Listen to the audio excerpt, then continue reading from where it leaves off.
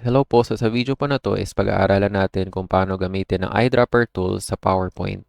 So first is lagay natin yung picture natin na gusto gayahin ang color. So let's say gusto ko po kunin yung color na green dito sa picture na to. So pwede ko i-click yung ating shape, then shape format, then click ko lang po yung shift fill, then eyedropper. Then, itatapat nyo lang po kung anong color na gusto nyo gayahin sa picture. So, say itong color green na to. Okay, then let's say kung gusto nyo rin po yung text, so kailangan nyo lang po i-select yung text nyo. Then from home tab, click lang yung font.